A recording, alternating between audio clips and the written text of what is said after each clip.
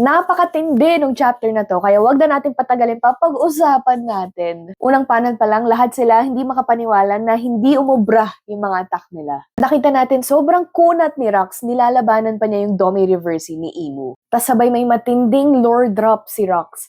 Davy D. Jones, that's the name of the previous king of the world. So the theory that Davy D. Jones was the previous king of the ancient kingdom is looking more and more plausible given this. Pero nagpantig yung tenga ni Imu dun. He was never a king, not for a single moment.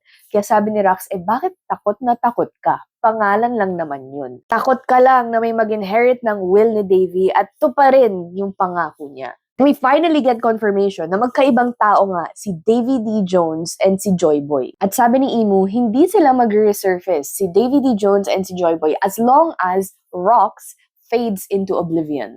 After i-rage bait ni Rox si Imu naman yun ang rage bait kay Rox, na reveal niya na gusto niyang gamitin yung mga giants. Kaya sabi ni Rox, stay away from Harold, he just wants peace. At nakuha talaga ni Imu yung inis ni Rox, and we can see his anger well up, and as a result, mas nag-take over yung Domi Reversi sa kanya. So the theory that Domi Reversi works when you have anger or when you have fear looks like it's true. This can still be on top of the other theory na baka gumagana lang yung Domi Reversi if you're in your homeland. So it could be a combination of those two things. And with Rox now fully Domi Reversied, Imu now gives the order, put an end to Davy's dream. And it now looks like Davy's promise and Davy's dream are now being used interchangeably.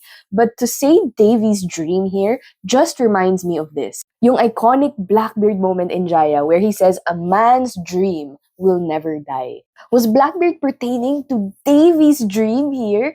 And Blackbeard, having inherited Davy's dream, will not let it die and he will be the one to fulfill Davy's dream? If that's the case, grabe ka talaga, Oda. So anyway, balik. We now see Rox feeling his consciousness fading. And then he just fully takes on the commands of Imu. And we see here na napansin ni Big Mom na parang lumaki to si Rox. Pero si Rox sabay talon at si Kaido ang in-engage niya. Kaya si Kaido, anong ginagawa mo? Tas sabay swing at Kaido. And I feel like Kaido didn't really get a good look at Rox. So hindi niya alam na may kakaiba sa itsura ni Rox. So sa paningin niya, parang inattack lang siya bigla ni Rox nang walang dahilan. Even si Big Mom, hindi nagre-register na may iba sa galawan ni Rox. Kaya damn you, Rox, aren't we meant to be allies? Ito bang ginawa ni Rox is the reason why Kaido says this in Wano, that pirates will betray you? Especially since dito sa mga God Valley chapters, it looks like Kaido really looked up to Rox.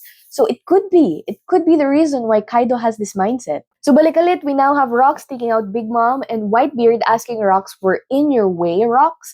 And Rox says, you are. Whitebeard kind of clocks this. Hindi ito yung ugali ni Rox. Kaya tingnan mo kung paano niya i-block yung attack ni Rox. Hindi niya ginamit yung espada niya. He uses his arm. If there's any chapter to support the Whitebeard agenda, it's definitely this chapter. And that clash just causes the mountain to fall apart. And we don't see Whitebeard for the rest of the chapter.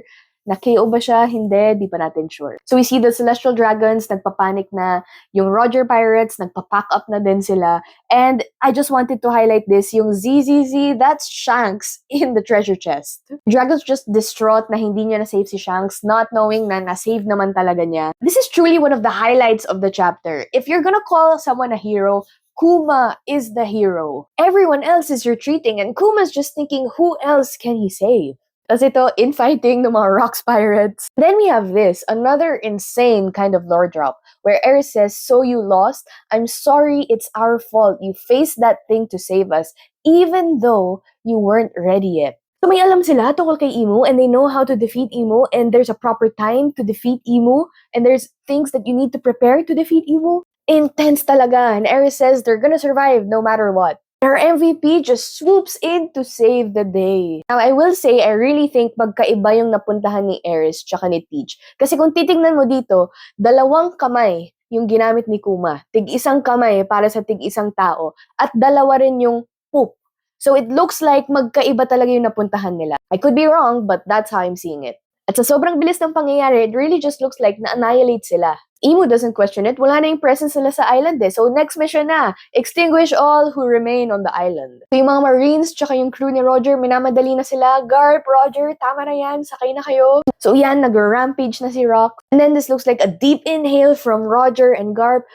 Bring it on, Rox! And just quick interject, did Rox say whoosh? Kasi naka-speech bubble eh. Then we get this amazing panel, Garp and Roger with Rox towering over them. And then we see voice of all things, Rox calling out to Roger and Garp, please, kill me.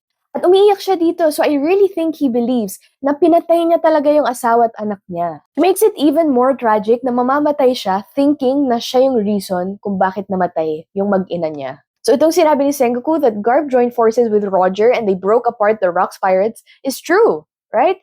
But not for this, hindi yan yung dahilan. So I'm just excited to see how this fight plays out. And the best part is, hindi break week next week. So we're getting another fire chapter next week.